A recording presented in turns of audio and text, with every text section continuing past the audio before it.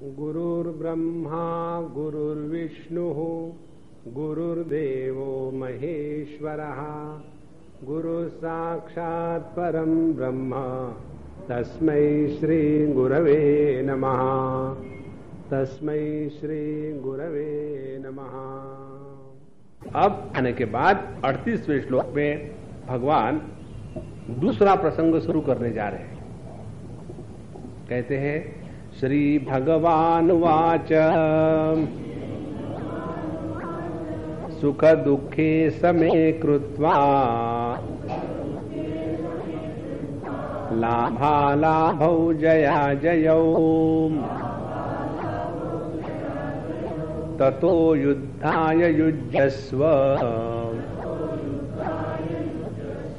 नैवं पापमवाप्स्यसि।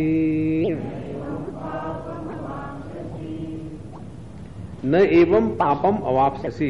इस प्रकार से यदि तुम जियोगे तो तुम्हारे जीवन में पाप का निर्माण नहीं होगा। तो पहले पाप को समझ ले। पाप किसको कहते हैं?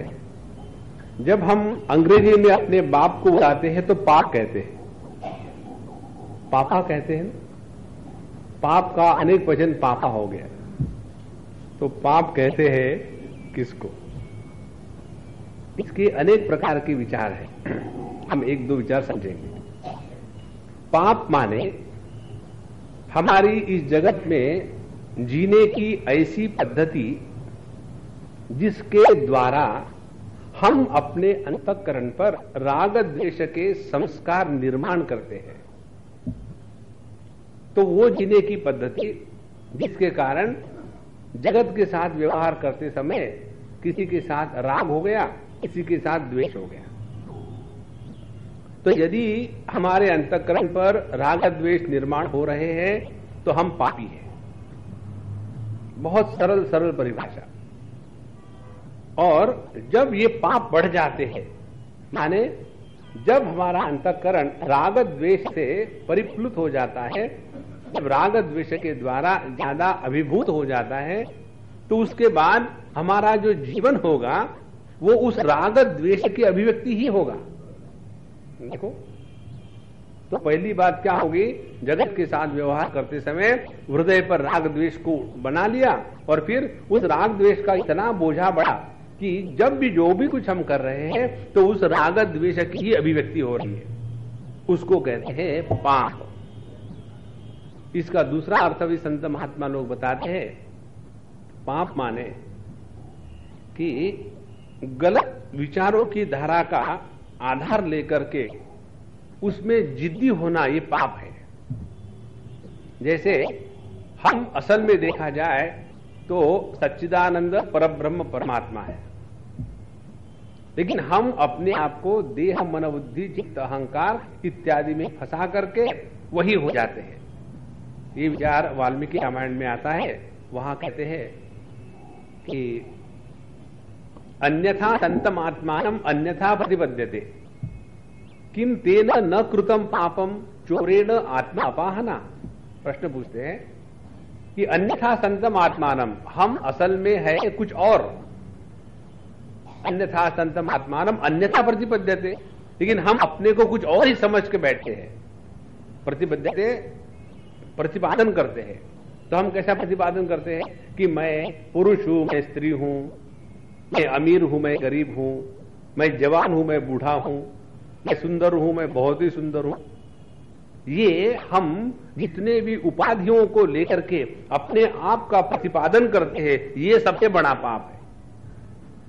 और जब तक कि इस पाप को हम लेकर के चलेंगे, उस बोझे को, तब तक के जीवन में शांति सुख नहीं मिलेगा। अब देखो, कोई कूली हो, लड़का सा, बच्चा सा, 15-12 साल का लड़का हो, उसके सर के ऊपर में समझो एनआरआई ब्रांड सूटकेस रख दी हो।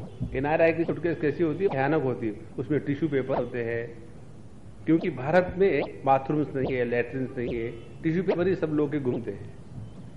तो उनकी सूटकेस बड़ी भारी होती है और ये भारी सूटकेस बच्चे के सर पर दे देंगे। तो जब उस बच्चे के सर पर इतना बोझा होगा तो उसके चेहरे पर हंसी थोड़ी होगी। उसी प्रकार से जब हमारे हृदय पर इस गलत फहमी का बोझा है। कौन सी गलत फहमी? कि हम देह है।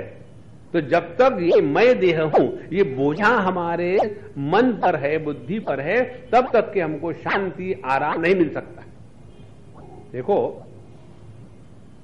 एक बार हम कहीं मेडिटेशन के ऊपर में लेक्चर्स ले रहे थे, 6-7 दिन का सत्र था, और उसमें हमारा वो सेशन पूरा होने के बाद एक सज्जन आए, बोले स्वामी जी हमको इतना अच्छा अनुभव आज तक नहीं आया था, तो आपने जो टेक्निक बताई है बड़ी सुंदर है, तो इसमें विशेषता क्या है ये बताइए। तो हमने कहा देखो टेक्निक उतनी कुछ नहीं है, ये सब आपने ही किया है, मैंने कुछ नहीं किया, मुझे बदनाम मत करो।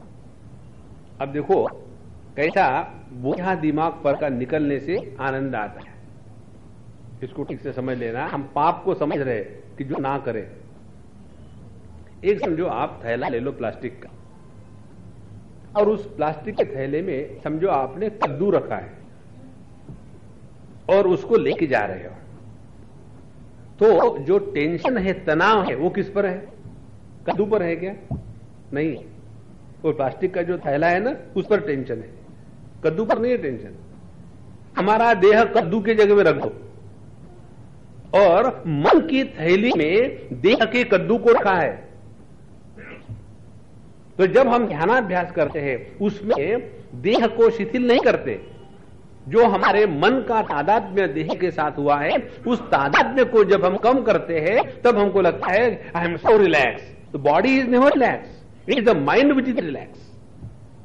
तो जब तक के ये मन के ऊपर में कि मैं देह हूं ये बोझा है, तब तक के हम पाप कर रहे हैं। तो जितनी भी अपनी साधना है, उस साधना के द्वारा हमको यही करना है कि हमारा अपने स्थूल जगत के साथ, स्थूल देह के साथ, धीरे धीरे अपने मनोवृत्तियों के साथ, फिर मन के साथ जो तादाद में है उसको छोड़ छाड़ करके अपने स्वरूप में आके बैठ ले। यही है पाप से मुक्ति, बाकी की सब गप है। इसलिए न एवं पापम अवाप्स्यसि, इस प्रकार से जियो तो पाप नहीं लगेगा। किस प्रकार से जियो? अब ये सिद्धांत बताते हैं। सुख दुखे सहे कृत्वा, एक जोड़ी बताई है, सुख दुख की जोड़ी। जीवन में सुख दुख आए तो उसको समान भाव से स्वीकार करना। दूसरी बात, लाभालाभौ समो कृत्वा, जीवन में लाभ भी होगा और अलाभ हानि भी होगी, उसके प्रति भी हमारे अंतःकरण में समानता होनी चाहिए। तीसरी बात, जया जयो समो कृत्वा, जय और पराजय इन दोनों को समान भाव से स्वीकार करना। 3 जोड़ियां हो गई। और ये जोड़ियों का संबंध कैसा है कि जब हमारे जीवन में जय हो जाता है तब लाभ मिलता है, तब सुख मिलता है, और जब पराजय हो जाता है तो हानि होती है, तब दुख मिलता है। देखो जीवन की पद्धति। तो जब हम इस जीवन में जीते हैं तो ये दुराग्रह करके बैठेंगे कि हमको हमेशा जीतना ही है, तो फिर दुख के लिए हमने निर्माण कर लिया अपने लिए संसार। जैसे आपने देखा होगा, अमीर का एक लड़का होता है, इकलौता लड़का, गुड फॉर नथिंग, तो वो चाहता है क्रिकेट खेलना, और बाकी के अपने गांव के लड़के, और उसके पास क्योंकि पैसा है तो वो क्रिकेट की बैट खरीद के ले आता है, बॉल खरीद के ले आता है, स्टंप खरीद के ले आता है, और बच्चों को तो खरीद के नहीं आ सकता, वो नहीं मिलते मार्केट में, और खेलना तो उसको बच्चों के ही साथ है। तो वो अपना सब सामान लेकर के क्रिकेट खेलने के लिए जाएगा और क्या कहेगा कि मैं हमेशा बैटिंग करूंगा और मैं कभी आउट नहीं होऊंगा। ऐसे थोड़ी होता है। तो इस जीवन में जीते समय कभी लाभ होगा, कभी हानि होगी, कभी जय होगा, कभी पराजय होगा, कभी सुख होगा, कभी दुख होगा। इस प्रकार से यदि समझदारी के साथ हम जीवन के अनुभूतियों को स्वीकार करें, उसको कहते हैं हमने अपने मन में समत्व को सिद्ध कर दिया है। देखो वहां विषमता का विष आगे आ गया, विषमता विषमय है, पॉइजन। अब देखो हमारे सबके जीवन में एक ही रोग है, एक कॉमन रोग, कैंसर नहीं, डायरिया नहीं, फ्रस्ट्रेशन नहीं, एक रोग है और उस रोग का नाम है ममता। सबके लिए कॉमन रोग। और ये ममता भी भिन्न भिन्न प्रकार की होती है। कभी हमारी ममता जड़ वस्तुओं में होती है तो वो तमोगुणी ममता हो गई। कभी हमारी ममता रजोगुणी होती है तो वो अनेक प्रकार के क्रियाकलापों में ममता होती है। हर चीज मैं करूंगा, मैं करके दिखाऊंगा। और तीसरी ममता होती है सात्विक ममता, जिसमें हम गुड़ी गुड़ी बनकर के रहना चाहते हैं। होलियर देन दाउ, हम आपसे बड़े श्रेष्ठ हैं। ऐसे जो व्यक्ति होते हैं ना कि हमेशा हम प्याज नहीं खाते, हम बाएं हाथ से खाने को नहीं छूते, हम बिना चप्पल के ही घर में रहते हैं, हम कभी लड़कियों की तरफ नहीं देखते। ऐसे जो गुड़ी गुड़ी गुड़ी गुड़ी होते ना, डेंजरस पीपल। बिल्कुल सरल सरल सिद्धांत है। देखो, यदि सत्व गुण के प्रादुर्भाव के कारण यदि हम दूसरों में दोष देखने लग गए तो वो सत्व गुण का कार्य नहीं है। अपनी अच्छाई को लेकर के जब हम दूसरों को बुरा कहने में नहीं हिचकते हैं तो वो सत्व गुण नहीं हो सकता। लेकिन हमको ऐसे लगता है कि हम बड़े पवित्र हैं, इसकी भी ममता। तो ये तीन ममताओं का रोग, इसको निकालने के लिए एक ही होम्योपैथिक दवाई है। होम्योपैथिक दवाई के पोटेंसी बड़ी विचित्र होती है। एक बार हमको कुछ हो गया था, वैसे कुछ नहीं हुआ था, लेकिन डॉक्टर के आपको कुछ हो गया, ठीक है हो गया तो सुखी रहो, और क्या। वो सुखी कैसे, उनको एक पेशेंट मिल गया तो उन्होंने हमको दवाई दी, होम्योपैथी 100 दाना दे दिया और कहा स्वामी जी इसकी पोटेंसी बड़ी हाई है। तो हम घबरा गए, बाप रे क्या होने वाला है। तो उन्होंने कहा इसकी इतनी पोटेंसी हाई है, एक बार इसको ले लो आप, दूसरा डोज 6 महीने के बाद। तो ये हाई पोटेंसी की जो दवा है, इस ममता के रोग को निकालने की, उस दवा का नाम है समता।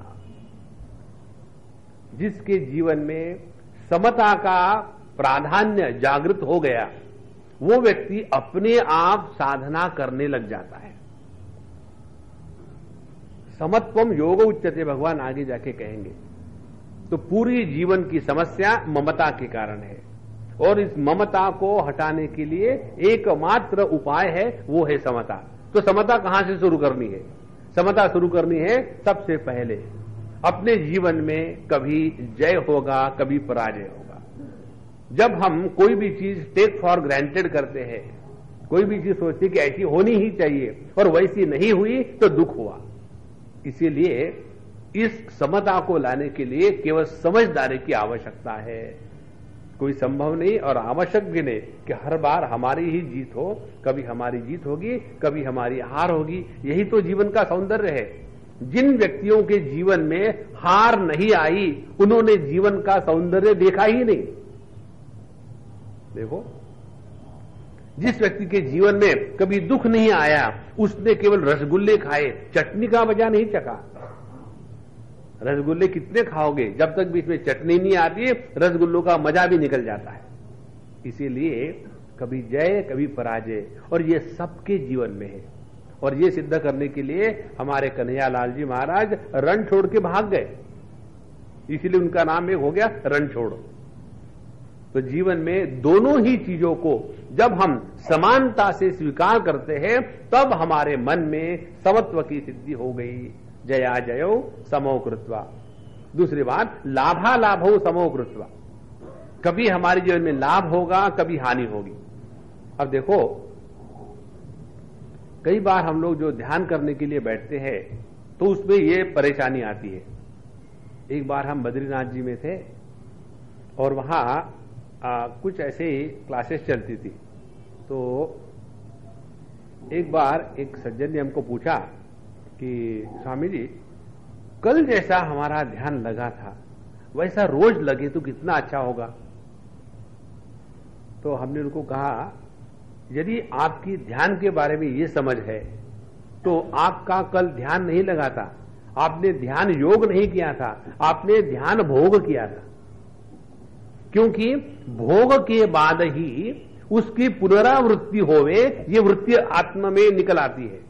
योग के बाद वृत्ति निर्माण नहीं होती, क्योंकि योग क्या है? चित्त वृत्ति निरोधा योगा। तो जब हमारे मन में ये बात आ जाती है, कल का मेडिटेशन बढ़िया हुआ था, भगवान आज का भी मेडिटेशन वैसा ही बनाओ, वो कोई चौपाटी की बेल है क्या? स्टैंडर्ड टेस्ट नहीं। इसीलिए कभी लाभ कभी हानि, कभी हमारा ध्यान बढ़िया लगेगा, कभी नहीं लगेगा।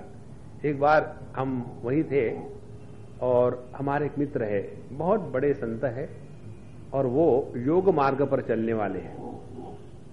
कुंडली जागृति इत्यादि, षट चक्र भेदन, प्राणायाम, वो उनका मार्ग है, और हमारी दोनों की बड़ी दोस्ती है। तो जब भी हम जाते बैठते उनके साथ, एक एक 2-2 घंटे ध्यान में बड़ा आनंद आता है, मस्त रहते हैं। उसके बाद हम खाना बनाते, खिचड़ी, और उनको खिचड़ी बड़ी पसंद आती है। एक बार हम उठ गए, वो बैठे हुए थे और हम जाकर के सब्जी काट करके खिचड़ी बना रहे थे। वो पीछे से आए और हम अपना तड़का देने में बिल्कुल एकाग्रता से लगे हुए थे खिचड़ी बनाने के लिए। तो उन्होंने आकर पूछा, स्वामी जी एक बात बताओ। हमने कहा देखो मैं तड़का लगा रहा हूं, अभी कुछ बात नहीं बताएंगे। बोले नहीं अभी बताओ। तो पूछो क्या है? बोले स्वामी जी ध्यान कब लगता है? अब हम खिचड़ी बनाने में लगे तो हमने उनको कहा कि जब खुदा की मेहरबानी होती है तब ध्यान लगता है, और हमने झोंका दी ऐसा ध्यान लगता है। जब हमने ऐसा कहा उनको इतना आनंद आया, पीछे ही से हमको उन्होंने पकड़ लिया। हमने ज्यादा खींचो मत, पूरी खिचड़ी अंदर आ जाएगी, दूर रहो दूर रहो। फिर उन्होंने कहा कि स्वामी जी हम कितने ही लोगों से मिले, कितने ही ध्यानाभ्यास करने वाले मिले, लेकिन ये उत्तर आपका जो है वो पहली बार हमको सुनने को मिला। लोग हमेशा कहते हैं कि जब मन पवित्र होता है तब ध्यान लगता है, यदि पेट साफ हो तो ध्यान लगता है, यदि खाना ठीक से कम खाओ तो ध्यान लगता है, यदि नींद नहीं आई तो ध्यान लगता है। ये सब ऊपर ऊपर की बातें हैं। ध्यान लगता है ईश्वर प्रणिधानाद्वा। योग सूत्र है कि जब ईश्वर की कृपा होती है तब कहीं ध्यान लगता है। जब हम, ध्यान से सुनना, जब हम अपने जीवन के जीत हार के लिए प्रभु को बदनाम करना शुरू कर देते हैं। देखो बदनाम तो हमको किसी न किसी को करना ही है, तो ऐसे छोटे मोटे घटिया लोगों को क्या बदनाम करना है? बदनाम करना है तो कन्हैया को करो। ध्यान लगा तो उसके कारण लगा, ध्यान नहीं लगा तो उसके कारण लगा। तो ध्यान लगना न लगना ये सेकेंडरी हो जाएगा और वो प्राइमरी हो जाएगा। और यही सिद्धांत है हृदय में समत्व को जागृत करने का। इसीलिए सुख दुखे समय कृत्वा लाभा लाभो जया जयो। अब तीसरी बात है सुख दुख। जब व्यक्ति के जीवन में दुख आ जाता है, सुख आ जाता है, तो उन दोनों में ख शब्द कॉमन है। दुख और सुख। ख माने आकाश। तो जब हमारा हृदय आकाश, उसमें अपने चाह वाली चीज हो जाए तो उस अनुभूति को सुख कहते हैं। सुष्टु ख सुखम। और जब हमारे हृदय में हम जो चाहते हैं वो ना हो तो उसको दुखम कहते हैं। अब सवाल ये है कि सुख दुख का फिर निर्माण का कार्य कारण क्या हो गया कि हमारी चाह। जब हम चाहते हैं कि ऐसा होवे और हम चाहते हैं कि ऐसा न होवे, तो वही हमारे सुख दुख के निर्मित का कारण है। इसीलिए यदि हमने चाहना छोड़ दिया, जो हो रहा सब ठीक है। इस जगत में एक भी बात गलत नहीं होती। प्रभु के इस साम्राज्य में कोई भी गलती एक बार भी नहीं हुई। इसको पकड़ के चलो तो देखो मन शांत और प्रसन्न रहेगा। तो सुख दुखे समय कृत्वा लाभा लाभो जया जयो ततो, उसके बाद युद्धाय युजस्व। अब देखो इसको कहते हैं युद्ध योग। पहला अध्याय था विषाद योग, दूसरा अध्याय है सांख्य योग, तीसरा अध्याय है कर्म योग, और ये सांख्य योग में भगवान ने एक योग और गुजाड़ दिया, युद्ध योग। युद्धाय युजस्व। युद्ध कब योग बनेगा? ध्यान से सुनना। युद्ध तब योग बनेगा कि जब युद्ध के माध्यम से हम अपने अंतःकरण को इतना पवित्र बनाएंगे कि युद्ध करते समय परमात्मा की अनुभूति होगी, तब ये युद्ध योग होगा। और ये कब होगा कि जब युद्ध करते समय किसी के भी प्रति हमारे मन में राग द्वेष और घृणा की भावना ना हो। जैसे क्रिकेट खेलते हैं, या फुटबॉल खेलते हैं, तो उसमें उस समय हमारे मन में जो हमारे विरोधी है उनके प्रति घृणा की भावना नहीं होती।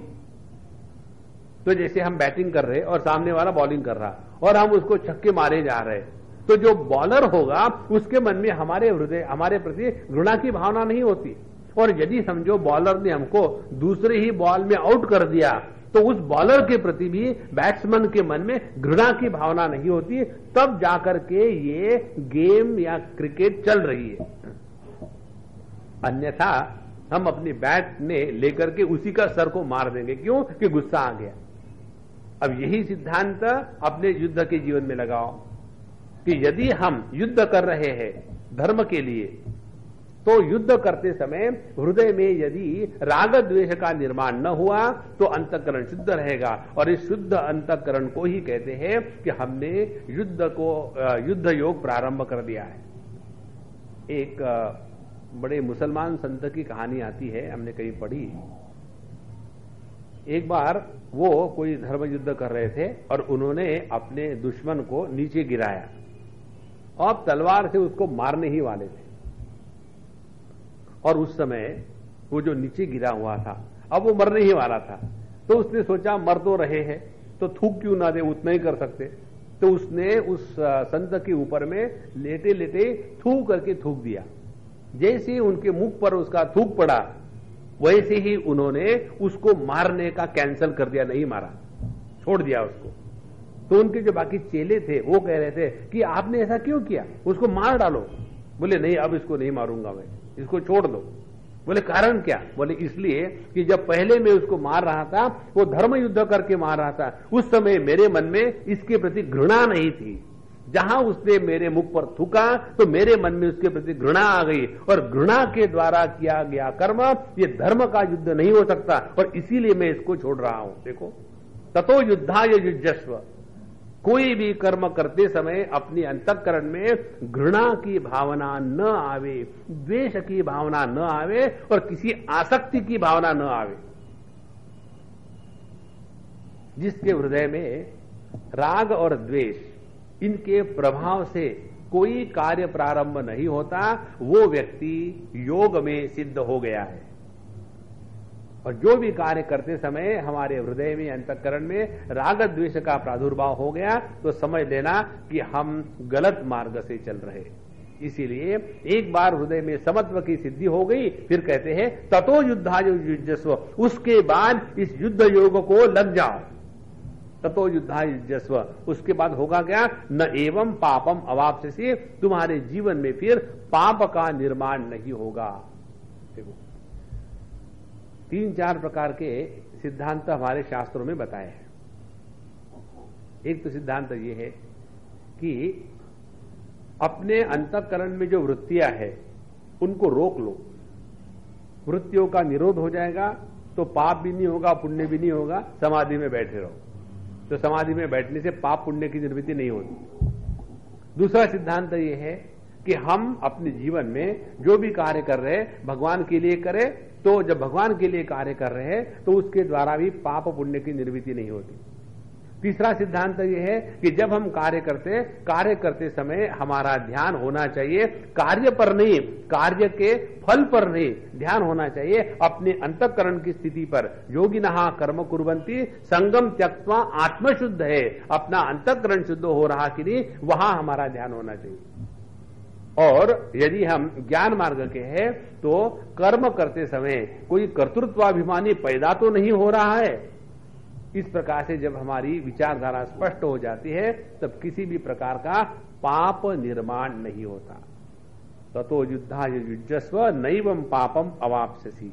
इस सब का तात्पर्य क्या हुआ? तात्पर्य ये हुआ कि जगत में जीते समय हमारे हृदय पर कोई भी खरोच न आवे राग द्वेष की, और राग द्वेष की खरोच नहीं आए तो ऐसे व्यक्ति के द्वारा पाप पुण्य की निर्मिति नहीं होती।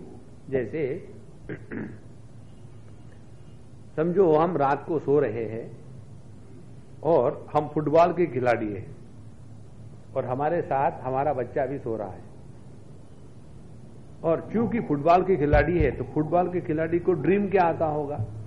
ड्रीम आता होगा मुझे पेनल्टी कॉर्नर मिल गया, दूसरा कोई ड्रीम आ ही नहीं सकता उसको। और ऐसे ड्रीम में उसने पेनाल्टी कारण का जोर से मार दिया कि बच्चा वो गद्दे से नीचे। तो ऐसा यदि हो गया तो क्या उसको हम कहेंगे कि इस बाप ने अपने बच्चे को लात से लताड़ा है? नहीं। क्यों? कि उसमें कर्तृत्वाभिमान नहीं था। इसीलिए जहां हमारे अंतःकरण में कर्तृत्वाभिमान का अभाव, राग द्वेष का अभाव, समत्व का प्रभाव होगा तो ऐसे व्यक्ति के द्वारा जो भी कार्य होगा उसमें पाप की निर्मित नहीं होगी, अंतःकरण में समत्व की सिद्धि हो जाएगी। 5वें अध्याय में भगवान हमको बताएंगे, विद्या विनय संपन्ने ब्राह्मणे गविहस्तिनि शुनि चैव श्वपाके च पंडिताः समदर्शिनः इहैव तैः अर्जितः सर्गः येषां साम्ये स्थितं मनः निर्दोषम ही समम ब्रह्म तस्मात् ते ब्रह्मणि स्थिता। तो परमात्मा में समता की पराकाष्ठा है, इसीलिए भगवान कहते हैं न मे द्वेषोस्ति न प्रिया। तो यदि परमात्मा में समता की पराकाष्ठा है तो हमारी साधना क्या होगी? साधना ये होगी जब हम इस जगत में व्यवहार करते हैं तो अपनी समता का संतुलन उसका नाश न होवे, और ऐसी यदि जीवन प्रणाली चलती रहे तो हमने भगवत गीता को समझ लिया है, सीख लिया है। तो पूरे भगवत गीता का सिद्धांत क्या है? एक ही सिद्धांत है कि हम अपने हृदय के संतुलन को न खोने दें। जिसके हृदय का संतुलन खो गया है वो ना तो योग के लिए अधिकारी है, ना तो कर्म योग का अधिकारी है, ना तो भक्ति योग का अधिकारी है, ना तो ज्ञान योग का अधिकारी है, वो केवल रोग का अधिकारी है, और उस रोग का नाम है ममता। मैं उसके बाद टाइटल नहीं लगाता हूं, ममता के बाद एक टाइटल भी आता है ना। क्या टाइटल है? बैनर्जी ना? बैनर्जी माने जहां एनर्जी बैन हो जाती है वो बैनर्जी। सब जीवन का आनंद खत्म हो गया। अच्छा महाराज, इसके बाद भगवान 39वें श्लोक में बहुत ही सुंदर इस समत्व योग की बात आगे बताते हैं। एषा ते विहिता सांख्ये बुद्धिर्योगे त्विमां शृणु बुद्ध्या युक्तो यया पार्थ कर्मबंधं प्रहास्यसि। हे पार्थ, हे प्रथापुत्र, हे अर्जुन, हम आपको अभी तक क्या क्या बताए? ऐसा ते सांख्य बुद्धि अभिहिता, यहां तक हमने आपको सांख्य के सिद्धांत के अनुसार सब बातें बताई। अब यहां से हम दूसरा प्रसंग प्रारंभ करते हैं। कौन सा? तो कहते हैं इमाम योगी तू बुद्धि शृणु। अब हम ये जो निष्काम कर्मयोग है, समत्व योग है, इसके बारे में हम आपको समझाने जा रहे हैं। अच्छा, इसके द्वारा होगा क्या? कहते हैं यया बुद्ध्या युक्तः कर्मबंधम प्रहास्यसि। इस योग को, कर्मयोग के सिद्धांत को यदि अपने जीवन में ले आओ तो कर्म का बंधन हमेशा के लिए खत्म हो जाएगा। हम लोग कहते हैं ना कि हमारे तो कर्म ही फूट गए हैं और इसीलिए हमको शादी हो गई या शादी नहीं होगी। दोनों प्रकार के लोग रोते हैं, जिनकी हुई वो भी रोते हैं, जिनकी नहीं हुई वो भी रोते हैं। तो कर्म बंधम प्रहास्यसि। अब ये कौन सा योग है? तो यहां इन्होंने जो पहले श्लोक में बताया है सुख दुखे समय कृत्वा, इस प्रकार से जिए कि जिसके द्वारा अंतःकरण का समत्व बना रहे। ये जो बुद्धि को समत्व में रखने का योग है, इसके द्वारा कर्म का बंधन निर्माण नहीं होता। अब ध्यान से सुनना, कर्म का बंधन किसको कहते हैं? कर्म का बंधन दो प्रकार से जीवन में आता है। एक कर्म का बंधन आता है कर्म करने के पहले, और दूसरा कर्म का बंधन आता है कर्म होने के पश्चात।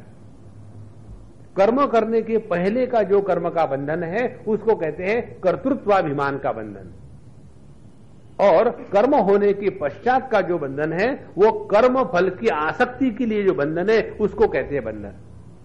तो जब हमारे जीवन में कर्म करते समय कर्तृत्वाभिमान का प्राधान्य बना रहे और कर्म होने के पश्चात कर्म फल की अपेक्षा हमको बांध के रखे, तो हम दोनों प्रकार से कर्म के बंधन में आ गए। अब ये जो हम निष्काम कर्म की आपको बात बताने जा रहे हैं, इसके द्वारा कर्म बंधन माने कर्तृत्वाभिमान भी नहीं होगा और कर्म फल की आशा भी नहीं होगी, और इसीलिए दोनों प्रकार के कर्म बंधन हमेशा के लिए छूट जाएंगे। अब इसका एक उदाहरण ले लो समझने के लिए। एक व्यक्ति किसी के घर में नौकर है और तनख्वाह पाता है, और वो यदि घर में कुछ काम कर रहा है, उसके हाथ से कोई ग्लास टूट गई, क्रॉकरी टूट गई, तो उसको कितनी डांट पड़ती है, क्योंकि वो तनख्वाह पा रहा है। और दूसरा व्यक्ति, समझो वो नौकर नहीं आया और आपके यहां दुनिया भर के गेस्ट लोग आ गए, तो पड़ोसी कोई ना कोई आकर के मदद करता है। तो जब भी किसी पड़ोसी ने आकर के हमको मदद करी कि भैया कोई बात नहीं बाबूजी, हम आपको मदद कर देंगे, नौकर नहीं तो क्या हो गया, तो जब वो आकर के हमारे यहाँ के क्रॉकरी उठाएंगे, चाय देंगे, पानी देंगे, और ऐसा करते समय यदि उनके द्वारा वही क्रॉकरी टूट गई तो क्या होगा? देखो कितना फर्क है। तो पहले जो नौकर काम कर रहा है उसमें कर्तृत्वाभिमान था कि मैं नौकर हूं, मुझे करना है, और उसकी अपेक्षा क्या थी? इस कर्म के बदले में मुझे तनख्वाह मिलती है। इसीलिए उस कर्म करने में उसने थोड़ी भी गलती करी तो उसकी पनिशमेंट, जिसको कहते हैं कर्म बंधन, उसको मिलेगा ही। और जिस व्यक्ति ने स्वयं होकर के कहा कि मैं आपको मदद करता हूं, इसीलिए ना तो वो हमारा नौकर बना है, तो कर्तृत्वाभिमान उसमें नहीं है, हालांकि वो नौकर का ही कार्य कर रहा है। और दूसरी बात, उसको ये अपेक्षा नहीं है कि मुझे तनख्वाह मिलनी चाहिए, और इसीलिए उसको कोई अपेक्षा न होने के कारण कर्म फल की आशा नहीं है। जब कर्म फल की आशा नहीं है तो ना तो उसको कर्तृत्वाभिमान का बंधन है, ना तो कर्म फल का बंधन है। और इसीलिए ऐसे व्यक्ति के द्वारा यदि कोई टूट जाता है तो हम उस व्यक्ति को नहीं कहते हमारे यहां आए, काम किया, क्रॉकरी तोड़ दी, निकालो 200 रुपए, नहीं। क्यों? कि उसने निष्काम भाव से कर्म किया था। देखो, यदि इस जगत में रहते समय हम इस सिद्धांत को हृदय में ले आवे, जब हम अपने कुटुंबों में रह करके सबके साथ निष्काम भाव का कर्म करते हैं, माने जो जो हमारी ड्यूटी है सबने प्रेम से करनी है, किसी प्रकार की किसी से अपेक्षा नहीं रखनी, उसी प्रकार से जिस समाज में हम रहते हैं समाज की सेवा करनी है। तो जितना हम दूसरों के लिए सेवा भाव से जागृत होकर के कार्य करेंगे, उतना हमारा आधि भौतिक साधना हो रही है, आधि भौतिक कर्मयोग इसको कह लो आप।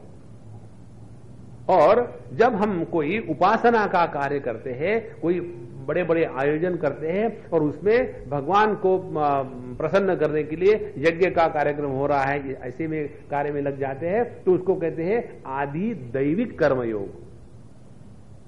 और जब हम इस प्रकार से जीवन जीते हैं कि जिसके द्वारा हमारे अंतःकरण का समत्व बना रहता है, तब उसको कहते हैं आध्यात्मिक कर्मयोग। देखो, 3 बात है, आदि भौतिक, आदि दैविक और आध्यात्मिक कर्मयोग। तो यहां जो बात करे जा रहे हैं भगवान कि जिस व्यक्ति ने अपने जीवन में इस सेवा का व्रत लेकर के समाज की सेवा की है, इस हृदय में सेवा का व्रत जागृत करके भगवान की उपासना करी है, और जिस व्यक्ति ने अपने अंतःकरण को शुद्ध बनाने के लिए लोगों की सेवा करी है, ऐसे व्यक्ति ने तीनों प्रकार के कर्मयोग अपने जीवन में उतारे हैं। और जब ये कर्मयोग जीवन में उतारेंगे तो उनके जीवन में किसी भी प्रकार का कर्म का बंधन कभी हो ही नहीं सकता। देखो, इसलिए बुद्धिर्योगे त्युमाम शृणु बुद्ध्या युक्तो जया पार्थ कर्मबंधम प्रहास्यसि। तो इन दोनों समय में हमको ठीक से अपने आप को संभाल के रखना है। आप देखेंगे कोई भी जब कर्म करते हैं हम लोग, तो पुरोहित महाराज आते हैं और हमारे हाथ में थोड़ा चावल दे देते हैं, थोड़ा 2 बूंद पानी, 1 हाथ फूल, और कहते हैं कि रखो अपने दहिने घुटनों पर, क्योंकि वही दर्द होने वाला है बुढ़ापे में, रखो। और फिर शुरू कर देते हैं कि ममोपात समस्त दुर्दक्षय द्वारा अमुक अमुक का लड़का, अमुक अमुक का पोता, और इस स्थान में इस प्रकार का कार्य, इस तिथि को मैं करने जा रहा हूं। एक बार हमने संकल्प ले लिया, माने हम कर्तृत्वाभिमानी हो गए। और जहां कर्तृत्व आ गया तो उस कर्म का फल मिलेगा उसी यजमान को जो कर्म कर रहा है, पंडित जी, उसको नहीं मिलेगा। नहीं तो क्या प्रॉब्लम हो जाती कि ऋषशृंगी ऋषि ने पुत्र कामेष्टि यज्ञ किया था दशरथ महाराज के लिए, तो पुत्र उन्हीं को हो जाते, लेकिन पुत्र हुए दशरथ महाराज को। क्यों? कि यजमान कौन था? जिसने कर्तृत्वाभिमान को स्वीकार किया था, इसलिए। तो पहला हमारा कर्म का बंधन आता है, कर्म करते समय कर्तृत्वाभिमान को जागृत करते हैं। इसीलिए इससे निकलने के लिए अपने इस कर्तृत्वाभिमान को पहले नियंत्रित करें। नियंत्रित कैसे करें? कि जो जो हमारे कर्तव्य है, हमारे कर्तव्य करना माने किसी पर उपकार नहीं करना है। जैसे हम सुबह उठ करके ब्रश करते हैं, ब्रश करने के बाद हम एक्सपेक्ट करते हैं क्या कि अपनी पत्नी, अपने बेटे, अपने बच्चे, अपने बहू सब कहेंगे बाबूजी आपने ब्रश कर लिया, थैंक यू सो मच। कभी सुना है? नहीं। ये तो हमारा अपने देह के प्रति कर्तव्य है। इसीलिए जिस व्यक्ति ने कर्तव्य कर्म के सिद्धांत को प्रेम से स्वीकार किया है, उसके जीवन में एक कर्तृत्वाभिमान का नियंत्रण अपने आप होने लग गया है। नियंत्रण कैसे होगा? कि हम अनावश्यक कर्मों में लगेंगे नहीं और अपने आप को संतुलित रखेंगे। इस प्रकार से कर्म करने के पूर्व कर्तृत्वाभिमान को नियंत्रित करने से हम कर्म बंधन से छूट सकते हैं। दूसरी बात है, कर्म होने के पश्चात कर्म फल की अपेक्षा को यदि त्याग दे तो हम कर्म के बंधन से छूट सकते हैं। अब कर्म फल की अपेक्षा को त्यागना माने क्या? ऐसे नहीं, नौकरी करना और तनख्वाह नहीं लेना, उसको कर्म फल को त्याग नहीं कहते। जैसे ट्रस्टी लोग होते हैं, वो तनख्वाह नहीं लेते, कर्म सब कुछ करते हैं, लेकिन उसके द्वारा कर्म फल का त्याग हो गया, ये कोई जरूरी नहीं है। क्योंकि क्या है कि यदि उन ट्रस्टियों ने ये सब कुछ कार्य किया है और किसी भी प्रकार की अपेक्षा नहीं, तो उनके हृदय में किसी प्रकार का मान अपमान कभी आएगा ही नहीं। यदि हृदय में मान अपमान की बात आ गई कि मुझे सबके सामने ऐसा क्यों कह दिया, यदि मान अपमान हो गया तो समझ लेना हमने दुनिया से अपेक्षा रखी थी कि लोग हमारी तारीफ करें कि ये बड़े इतने होने हुए भी इन्होंने अपना समय लगा करके समाज के लिए कार्य कर रहे हैं, धन्य है, धन्य है। तो हृदय में किसी भी प्रकार की कोई भी अपेक्षा जागृत रही तो वही कर्म फल की अपेक्षा है और वही हमको बंधन में डालता है। इसीलिए ये दो चीजें, कर्म करने की पूर्व, कर्म करने के पश्चात हम अपने आप को संभाल के रखें तो हमने इस कर्म बंधन से छूटने के लिए ठीक से समझ लिया। तो पहला सिद्धांत बताया कर्म बंधम प्रहास्यसि। तो ये जो निष्काम कर्मयोग की बात है, इसके द्वारा हम अपने कर्म बंधन को तोड़ सकते हैं। अब दूसरी बात कहते हैं, नेहाभिक्रम नाशोस्ति प्रत्यवायो न विद्यते स्वल्पमप्यस्य धर्मस्य त्रायते महतो भयात्। इस कर्मयोग के सिद्धांत को, निष्काम कर्मयोग के सिद्धांत को, हृदय में समत्व को बनाए रखने के कर्म के सिद्धांत को लेकर के कहते हैं, यह इस सिद्धांत में अभिक्रम नाशः न अस्ति। अभिक्रम नाश किसको कहते हैं? अभिक्रम माने आगे बढ़ना। निष्काम कर्म का सिद्धांत जीवन में उतारा यदि हमने, तो हमारा जो प्रोग्रेस है वो कभी भी नहीं रुकेगा, वो हमेशा बढ़ते ही रहेंगे। जरा ध्यान से सुनना, बड़ा सुंदर सिद्धांत है। यदि हमने कोई समझो बिजनेस किया, इतना इन्वेस्ट करेंगे, ये मिलेगा, वो मिलेगा, नौकरी करी, तो उसमें कभी तो बहुत फायदा होगा, कभी मार्केट डाउन हो गया तो दलाल स्ट्रीट पर जाकर के देखो। यदि आपको दुनिया देखनी है ना, तो दलाल स्ट्रीट पर जाओ, वहां बड़ा आनंद है। कोई उछल कूद रहे, कोई नीचे जा रहे, किसके चेहरे लटके हैं, किसके चेहरे फूले हुए हैं, ये सब दुनिया वहां आपको देखने को मिले।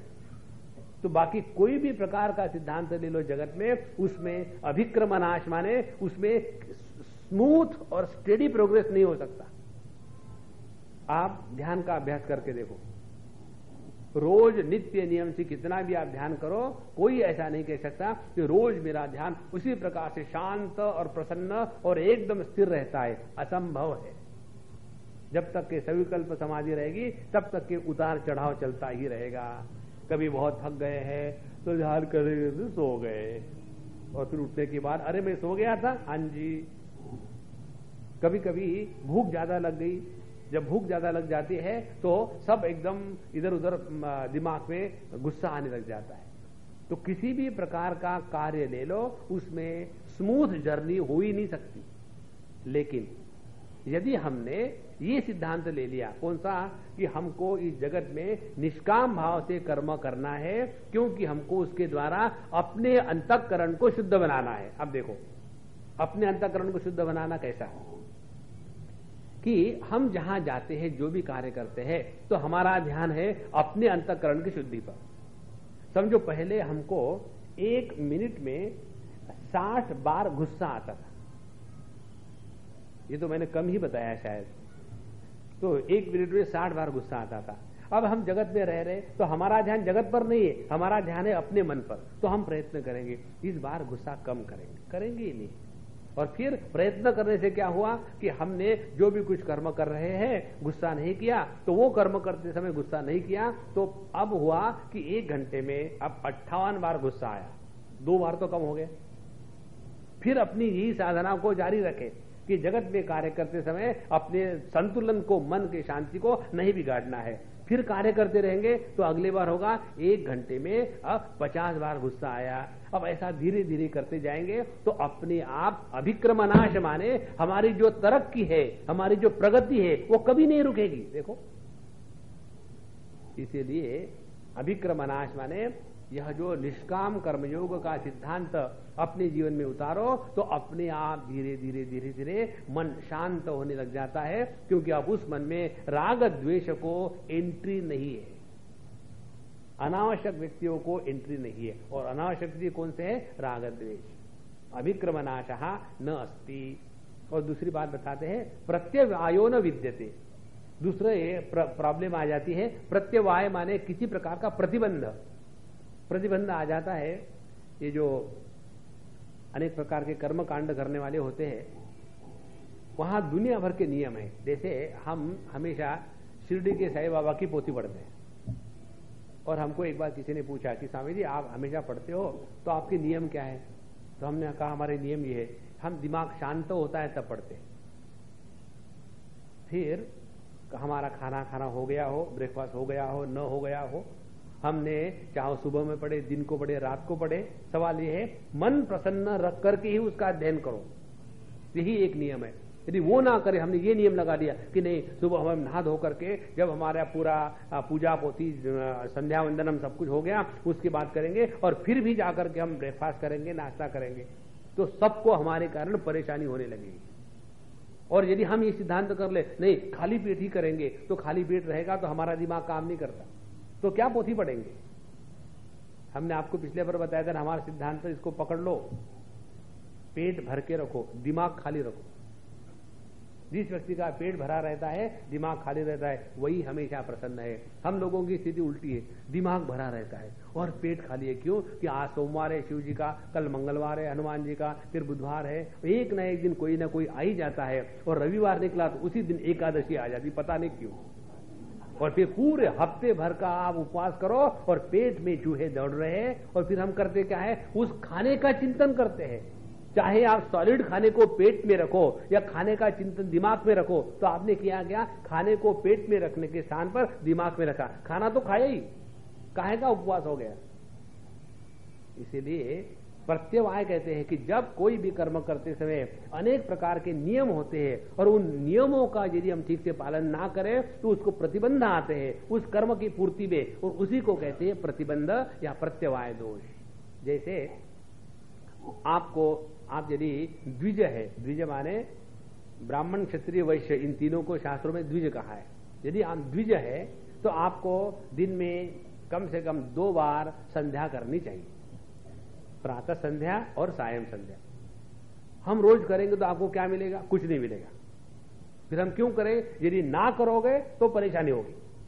माने न करने का आपको दोष लगेगा और करोगे तो कुछ उसका फायदा नहीं। जैसे दूसरा उदाहरण ले लो, आपको अपनी गाड़ी ट्रैफिक के रूल के अनुसार चलानी है। यदि हम गाड़ी ट्रैफिक के रूल के अनुसार चलाएंगे तो क्या मिलेगा? कुछ नहीं मिलेगा। और यदि गलत चलाओगे तो पुलिस पकड़ लेगा। उसको कहते हैं प्रत्यवाय दोष। तो जब हम अपने जीवन में इस कर्तव्य कर्म के सिद्धांत को, निष्काम कर्म के सिद्धांत को, हृदय में समत्व को बनाए रखने वाले सिद्धांत को चलाते हैं, तो ये जो दो दोष है कर्म के साथ लगे हुए, एक तो है अभिक्रमनाशः जिसमें तर्क की रुक जाती है, और दूसरा अनेक प्रकार के प्रतिबंध आते हैं। ये दोनों प्रकार के दोष इस निष्काम कर्मयोगों को हृदय में ले आएंगे तो अपने आप निकल जाते हैं। नेहा विक्रमनाशोस्ति प्रत्यवायो न विद्यते। और कहते हैं अल्पम अपि अस्य धर्मस्य त्रायते महतो भयात्। और यदि ये सिद्धांत थोड़ा भी अपने जीवन में ले आवे तो जो भयानक भय है, कौन सा भय है? इस संसार का जो भय है, नित्य मरने का डर, नित्य कोई हमको डराएगा, कोई हमारा नुकसान कराएगा, संशय का डर और नित्य दुखी होने का डर। ये तीन प्रकार के जो भय है संसार को लेकर के, उससे हमको मुक्ति मिलेगी हमेशा के लिए। और कैसे कहते हैं? स्वल्पम अपि अस्य धर्मस्य। हमको ये निष्काम कर्म का सिद्धांत अपने जीवन में एकदम इतना नहीं शुरू कर देना है कि समझ में नहीं आए, थोड़ा थोड़ा शुरू कर दो।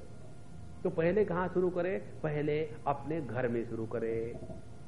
घर में निष्काम कर्मयोग करना माने क्या करना? पहली बार एक दूसरे के प्रति आदर की भावना। नहीं तो तू तू मैं तू तू मैं तू तू तू तू मैं, और गुजराती हो तो हूं तू तू कबड्डी कबड्डी शुरू। घर में इस निष्काम कर्मयोग को लाना माने एक दूसरों के प्रति आदर का भाव होना। पति के बने पत्नी के प्रति आदर का भाव, पत्नी के बने पति के प्रति आदर का भाव, बच्चों में, माँ बाप में, बड़ों में, बूढ़ों में, सब में एकदम यदि आदर की भावना होगी तो हमने अपने मन को प्रसन्न रखा है, समत्व को प्राप्त हो गए। देखो, निष्काम कर्मयोग माने ये नहीं कि कुछ करते ही रहना है। जो करते रहने को कर्मयोग कहते हैं, उन्होंने कर्मयोगों को समझा ही नहीं। कर्मयोग करने में नहीं है, उस करने के पीछे जो भावना है उससे कर्मयोग की सिद्धि होती है, ना तो कर्म करने से या न करने से। दूसरी महत्व की बात, इस कर्मयोगों को जीवन में लाने के लिए हम किसी के भी दोष ना देखें। जितना हम लोगों के दोष नहीं देखेंगे उतना हमारे मन में उनके प्रति आदर बना रहेगा। जिसके हम दोष देखते हैं उसके प्रति आदर नहीं हो सकता। अब देखो, एक नियम है, जब कोई मूर्ति भगवान की खंडित हो, भंग हो, तो उस मूर्ति में प्राण प्रतिष्ठा करके पूजा नहीं करते। ये नियम है। एक बार आसाम की बात है, और शिव जी का और हनुमान जी के मंदिर की स्थापना हम कर रहे थे। बहुत बढ़िया मंदिर बना है वहां। तो शिव जी की तो स्थापना होगी, हनुमान जी की दूसरे दिन थी। तो हमने कहा पहले मूर्ति तो दिखाओ। बोले स्वामी जी वो पैक करके रखे, खोलो उसको, ठीक ठाक है, देखना तो चाहिए। बोले उसमें क्या है, ठीक ही होगी ना, ऐसे नहीं, देखो कैसी है पहले। और जब उन्होंने खोला उसका पूरा तो देखा तो उनके टांग पर एक क्रैक गई हुई थी पूरी की पूरी। तो हमने कहा देखो लगड़े हनुमान जी,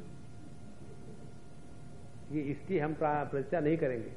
बोले स्वामी जी हमने सब कुछ बना के रखा, करो मत करो, हम नहीं करेंगे। फिर क्या करें, दूसरे हनुमान जी ले, इंटैक्ट हनुमान जी। फिर तुरंत वो लोग गए कलकत्ता और वहां से ले आए, और फिर वहां प्राण प्रतिष्ठा हो गई। और उसके बाद उन्होंने हमको पूछा कि ऐसा क्यों किया स्वामी जी, किसको पता थोड़ी चलता, क्रैक तो पीछे से गई थी, और एक बार हनुमान जी बैठ गए तो बैठ गए।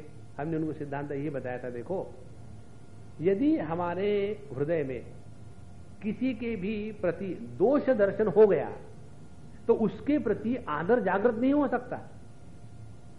ये महत्व की बात है। समझो आप कन्हैया के मंदिर में गए और वहां वो मुरली बजा रहा, और यदि उसकी मुरली बजाते समय एक कोई उंगली समझो टूटी हुई है, थोड़ी सी टूटी हुई है, तो आप जब भी जाओगे तो उसकी मुस्कान को थोड़ी देखोगे, ध्यान जाएगा हमारा उस टूटे हुए उंगली की तरफ। एक और उदाहरण देते आपको, बचपन में जब पहली बार दांत गिरता है ना, तो उन बच्चों की जीवा कहां जाती है, जहां दांत नहीं है वहीं जाएगी, जहां दांत है वहां नहीं जाएगी। तो हमारा स्वभाव है कि दोष दर्शन करना, और यदि हमने दोष दर्शन को अपने जीवन में जारी रखा तो दूसरों के प्रति आदर नहीं होगा, और आदर नहीं होगा तो राग द्वेष का निर्माण होगा, राग द्वेष का निर्माण होगा तो निष्काम कर्म हो ही नहीं सकता। जिसके प्रति आदर होगा उसको तो हम प्यार से सर्व करेंगे, जिसके प्रति अनादर होगा उसके लिए अच्छा वो रखा है खा लेना। देखो, इसीलिए समत्व को लाने के लिए, इस सिद्धांत को लाने के लिए अपने जीवन में एक दूसरे के प्रति आदर, दूसरी बात किसी के भी प्रति दोष दृष्टि ना रखे, तीसरी महत्व की। यदि हमको इस सिद्धांत को जीवन में लाना है तो किसी में छोटा सा भी गुण हो तो उसको बड़ा खुले दिल से उसकी प्रेज, उसकी तारीफ करनी चाहिए। कई बार ये हमसे नहीं होता। एक बार की हम आपको अनुभूति की बात बताएं, हम कहीं गए थे, हमको स्टेशन पर लाने के लिए एक अम्मा आई और उनका ड्राइवर, और हम बैठे, हम पीछे बैठे थे, अम्मा के साथ बात कर रहे थे और ड्राइवर चला रहा था। जैसे हम पहुंचे, उनके घर 2 घंटे का जर्नी था। पहुंचने के बाद उतरते समय हमने ड्राइवर को पैट किया, हमने कहा प्रभु तुमने गाड़ी बहुत बढ़िया रखी है, एकदम साफ है, चकचकाट है, एक भी कोई चीज ढीला नहीं, स्क्रू कहीं खामो खाम की आवाज नहीं है, और आपने गाड़ी चलाई भी बहुत बहुत बढ़िया, भगवान तुम्हारा भला करे। हमने उसको ऐसा पेट कर दिया और उनके कमरे में गए। जैसा हम उनके घर में घुसे, अम्मा तो पहले ही चली गई थी और रोने धोने लग गई, हाथ में वो आरती और आंखों में आंसू, और सामने हम खड़े। हमने कहा अम्मा हमारे आने का इतना दुख है तो हम चले जाते। बोले स्वामी जी आप मजाक मत उड़ाओ मेरी, आपको मालूम नहीं मुझे क्या हो रहा। तो हमने कहा हमको देख करके दुख हो रहा, और क्या हो रहा, दूसरी क्या बात है, क्योंकि दूसरा कोई कारण दिखता ही नहीं है। फिर उन्होंने बताया कि स्वामी जी हमारा ये जो ड्राइवर है इतना अच्छा है, और मैं पिछले 2 साल से इसका विचार कर रही थी कि उसको कहूं कि बेटा तुम बहुत बढ़िया ड्राइवर हो और अच्छी गाड़ी रखते हो, लेकिन मेरे मुख से ये शब्द निकल ही नहीं रहे थे। देखो, किसी के अच्छे सद्गुणों को स्वीकार करना ये अपना धर्म होना चाहिए, चाहे वो व्यक्ति कोई भी क्यों ना हो।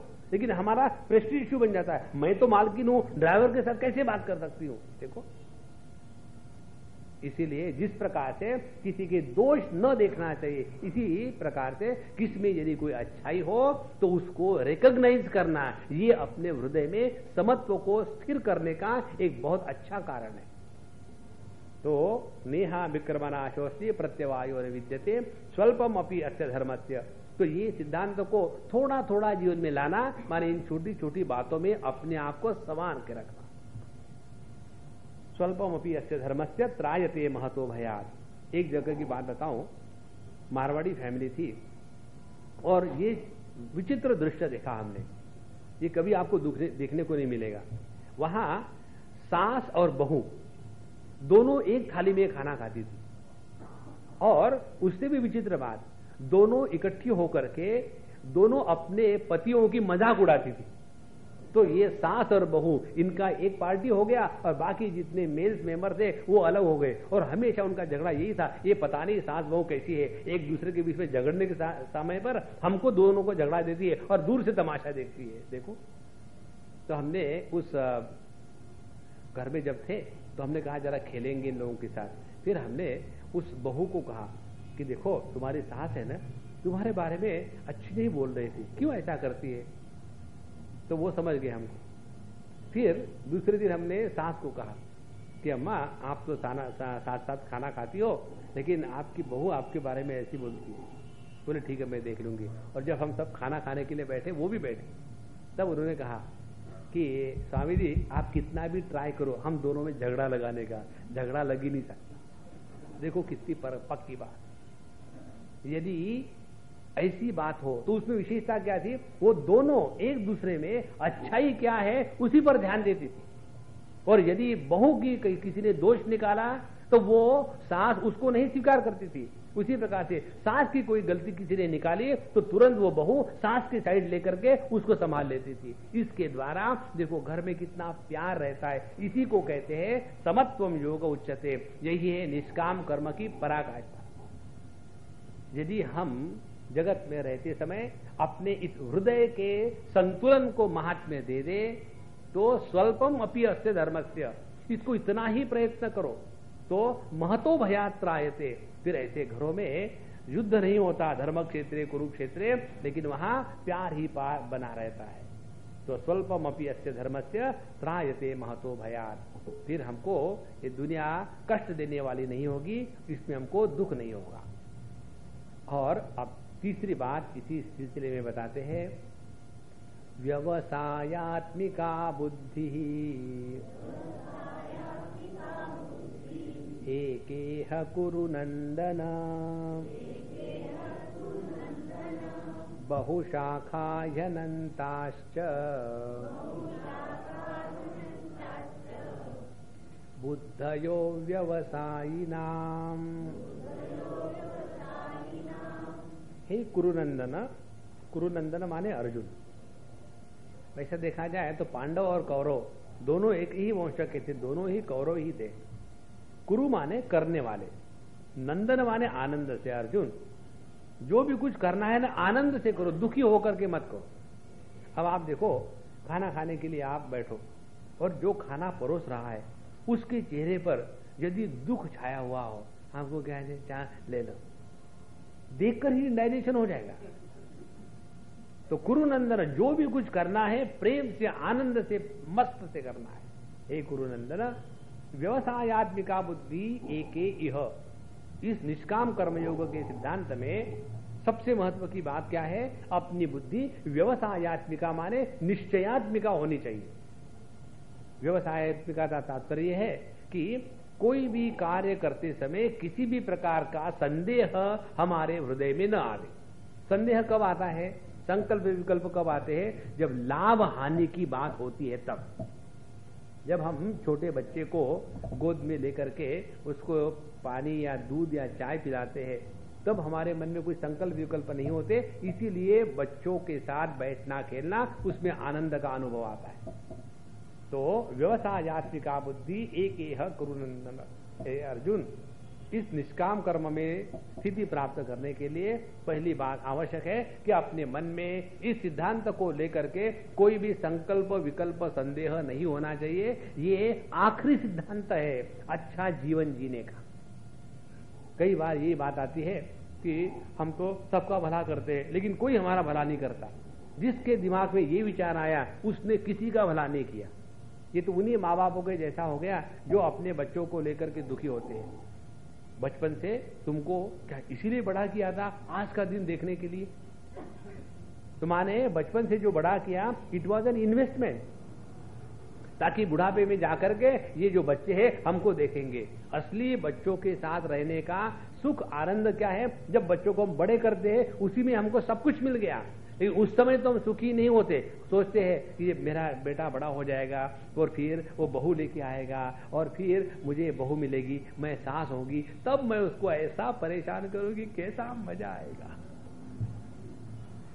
नारायणा, इसीलिए व्यवसायात्मिका बुद्धि एकेह कुरुनंदन।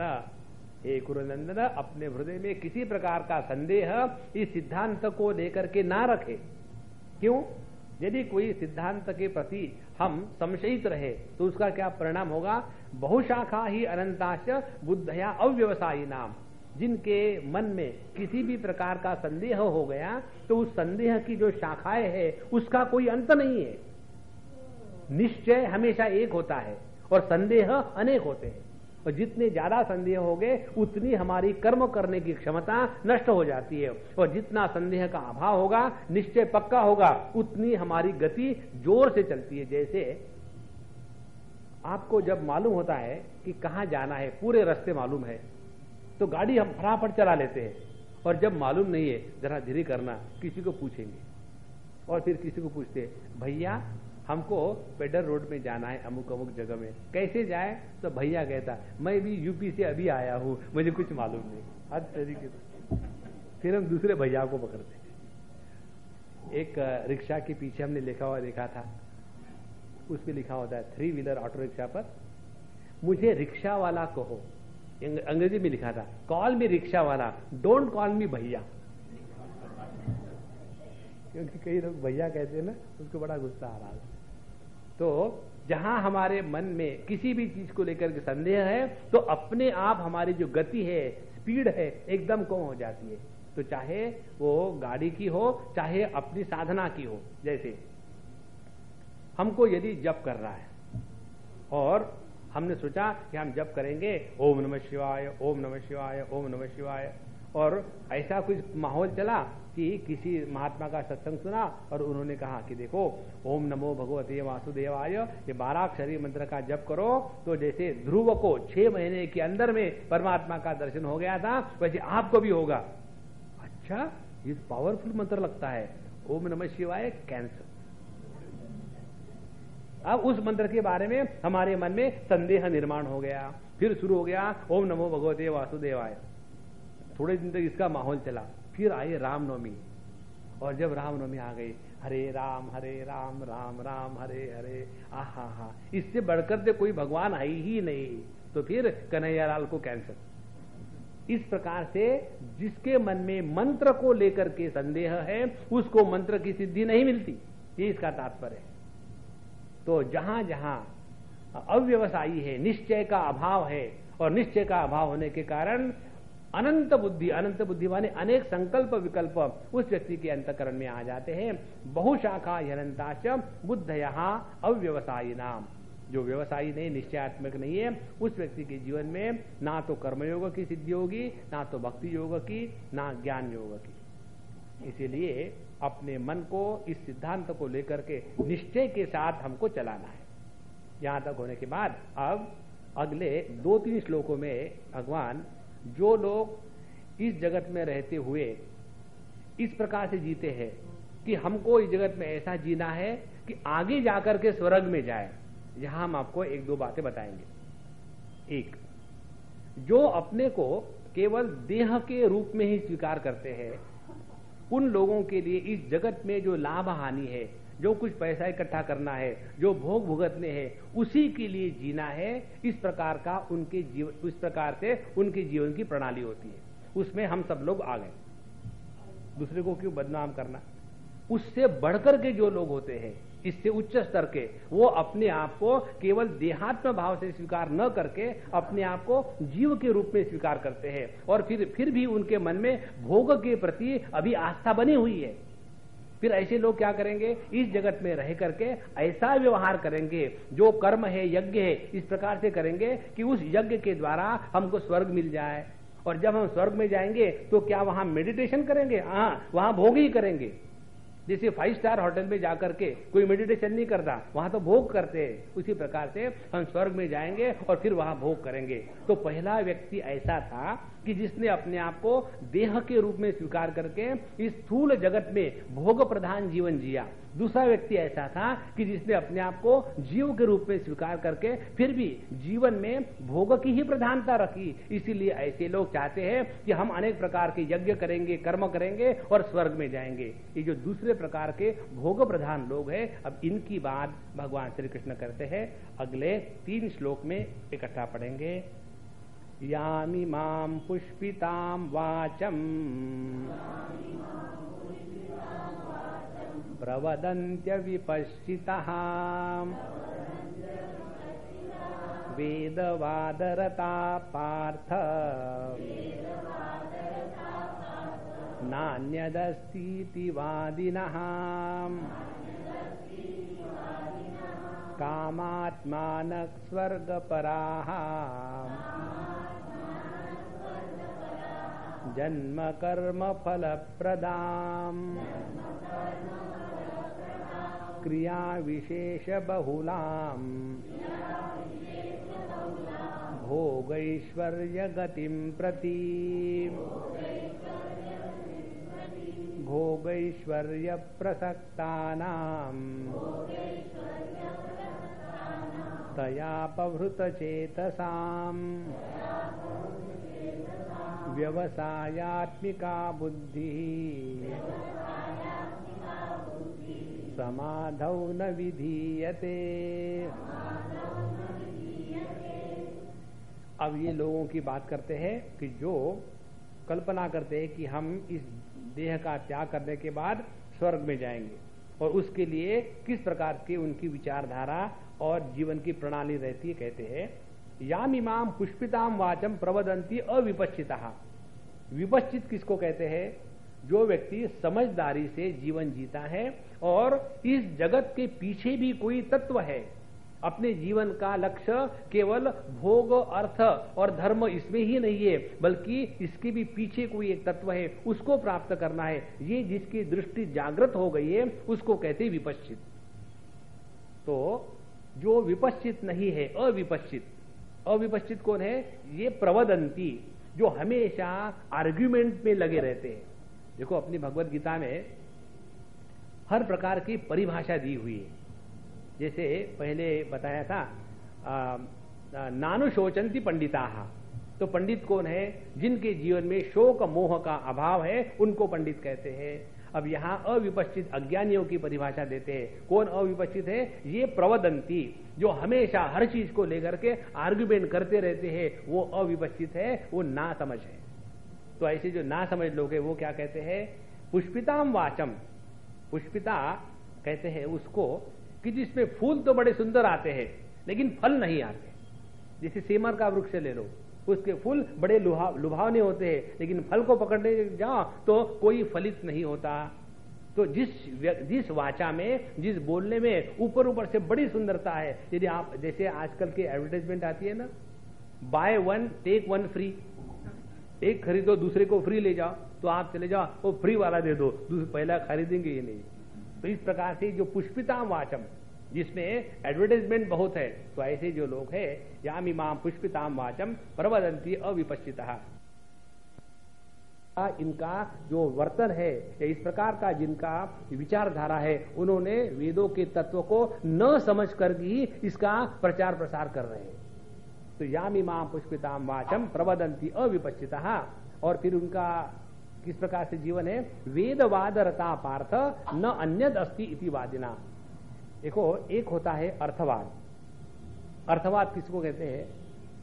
कि एक उदाहरण दे दे, जैसे अपने रामायण जी में आता है कि पहली बार जब हनुमान जी भगवान से मिले तो पहले तो उन्होंने छल कपट करके एक बालक ब्रह्मचारी का रूप लेकर के जा करके मिले और भगवान को सब पता चल गया।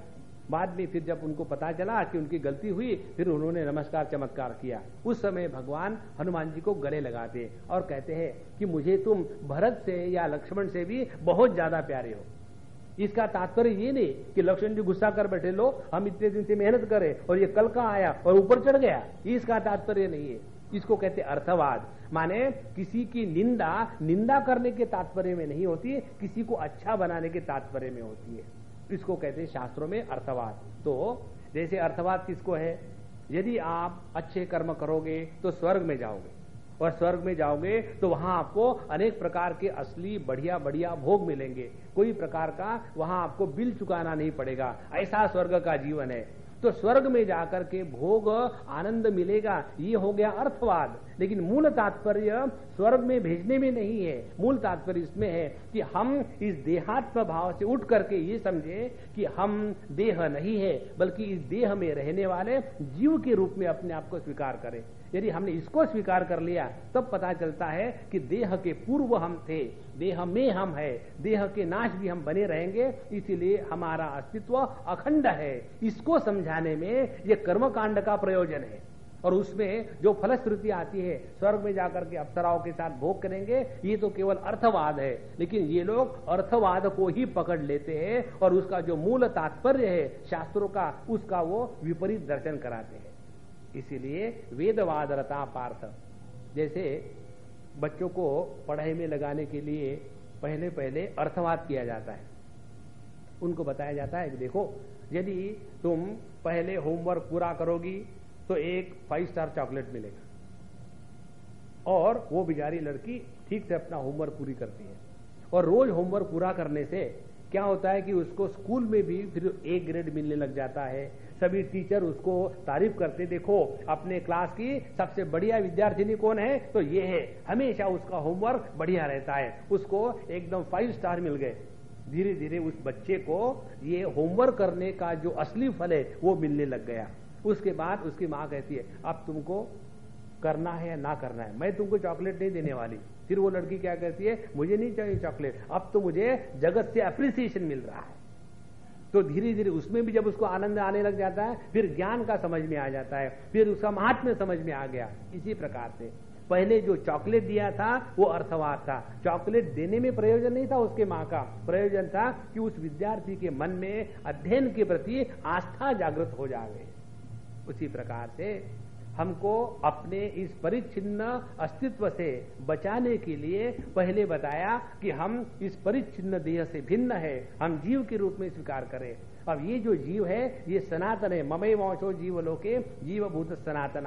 जब जीव के रूप से जीवन जिएंगे तो अपने आप सवाल ये आएगा कि जीव का स्वरूप क्या है। अब जब जीव के स्वरूप का हम अनुसंधान करेंगे तो जीव भी गायब हो जाएगा और सच्चिदानंद परब्रह्म परमात्मा अपना जो स्वरूप है उसमें हमारी स्थिति होने लगेगी। ये मूल तात्पर्य है। इसको भूल करके कहते हैं वेदवादरथा पार्थ न अन्यत अस्तिति वादिनः। वो कहते हैं देखो वेदों में लिखा है अच्छे अच्छे कर्म करो स्वर्ग में जाओ। इसीलिए वेदों का तात्पर्य किसमें है?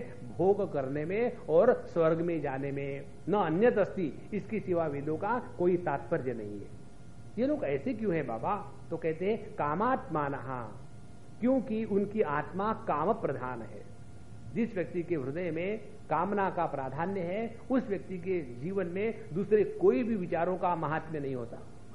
जैसे भागवत महापुराण के महात्म्य पद्म पुराण का जो है उसमें आता है कि जब वो आत्मदेव को कुछ बच्चे नहीं हो रहे थे तो बड़ा दुखी होकर के आत्महत्या करने जा रहा था।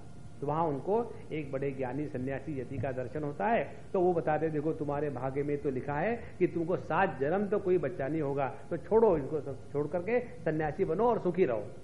तो उस समय वो आत्मदेव कहते हैं कि मुझे तुम्हारा उपदेश नहीं चाहिए, मुझे तो चाहिए पुत्र, क्योंकि गृहस्थ का जो जीवन है उसमें जो आनंद है वो सूखा सूखा सन्यासियों के जीवन में नहीं है। कारण क्या? कि उसके मन में पुत्र की कामना इतनी प्रबल हो गई थी कि उसके सामने दूसरा कोई भी सद्विचार उनको स्वीकृत नहीं होता। इसीलिए कामात्मानः, इन लोगों का विचार इसलिए है कि उनके हृदय में काम का जो अधिष्ठान है बहुत पक्का हो चुका है। कामात्मानः स्वर्ग परा, और उनके जीवन में स्वर्ग की प्राप्ति को छोड़ करके दूसरी कोई बात नहीं। जैसे कई लोगों के दिमाग में फॉरेन जाने की बात घुस जाती है और वो भी चाहते अमेरिका जाए। एक बार हम गए थे वहां हमारा वीसा लेने के लिए, तो एक सज्जन हमको पूछे, स्वामी जी आप अमेरिका जा रहे हैं? हमने कहा कोई गलती हो गई तो नहीं जाएंगे। बोले नहीं हम पूछ रहे। तो ने हाँ हम जा रहे हैं। बोले आपको वीसा मिलेगा? हमने कहा हम कई बार जाके आए, अभी रिन्यू करने के लिए मिल जाएगा। आपको कैसे वीसा दे दिया? हमने कहा क्षमा करना भाई, और क्या कह सकते हैं। बोले हम तो 25 बार आए, हमको नहीं दे रहे, पता नहीं वो क्या चाहते हैं, और हम चाहते हैं हिंदुस्तान को छोड़ करके वहां जाए, हमारे जीवन का एक ही लक्ष्य है अमेरिका जाए। अब उसी प्रकार से जिसके जीवन का लक्ष्य है स्वर्ग में जाए तो वो कभी दूसरी बात सोच ही नहीं सकता। कामात्मानः स्वर्ग परा। अब अमेरिका में जाकर के देखो, अपने को वहां यहाँ बड़े बड़े समझने वाले बताने वाले वहां जाकर के होटलों में बर्तन साफ करने का काम करते हैं, और यही जब आएंगे तो सोचते हैं कि हम बड़े अमेरिका से आए। वैसी बात स्वर्ग में जाने वालों की है कि स्वर्ग में भी वहां झोपड़पट्टी होती है, स्वर्ग में भी वहां मल्टी स्टोरी बिल्डिंग है, चाल भी है अपनी बंबई वाली। ये मत समझना स्वर्ग अच्छा कुछ है, मैं अपने अनुभव की बात कर रहा हूं। मैं झोपड़पट्टी में नहीं रहता था, ये बताने।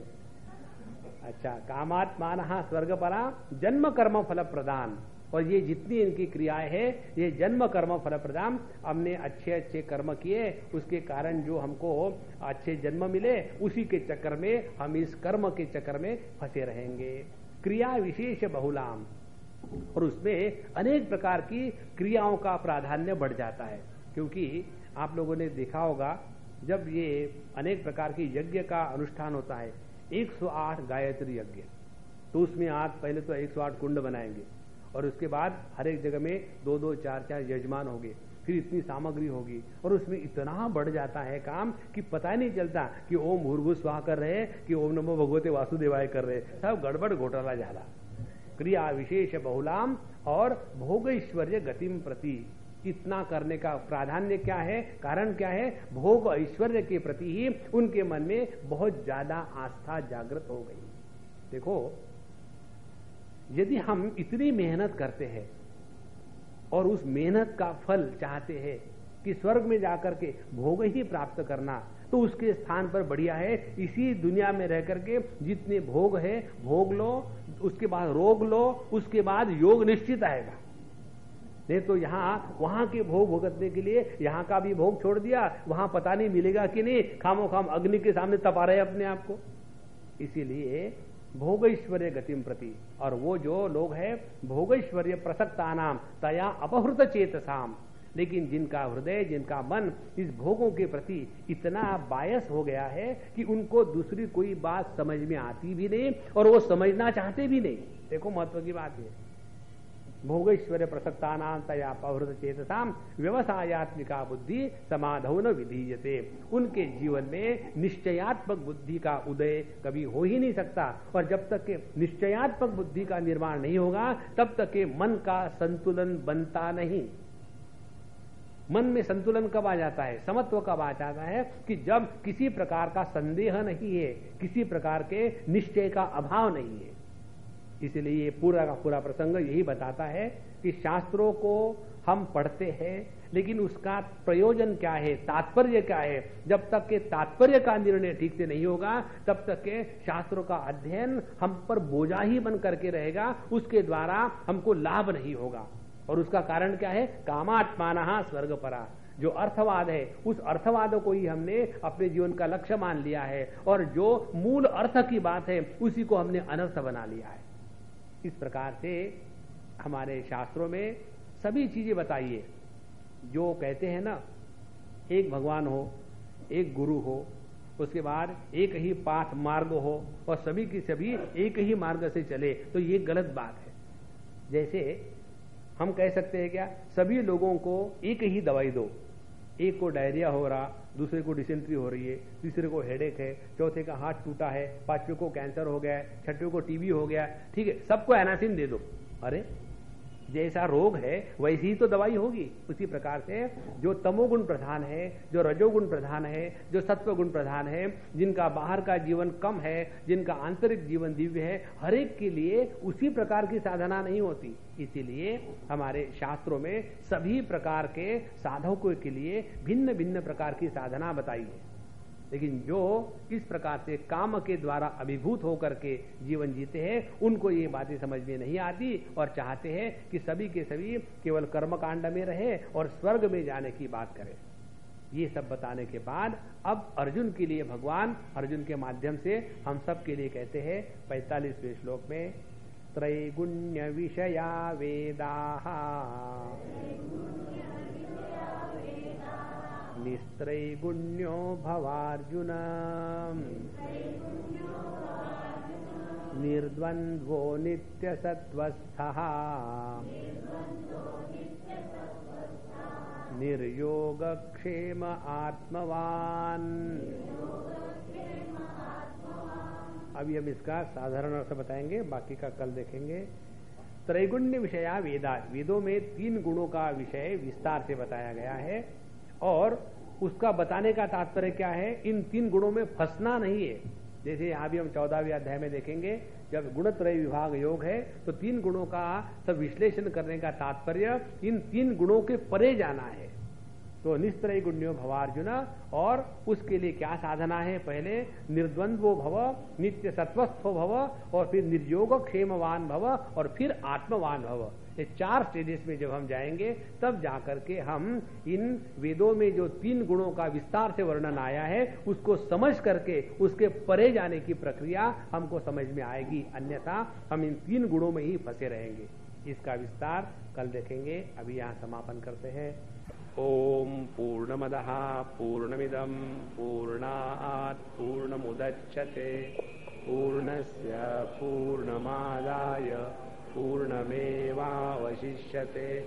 ओम शांति शांति शांति। हरि ओम। श्री गुरुभ्यो नमः। हरि ओम।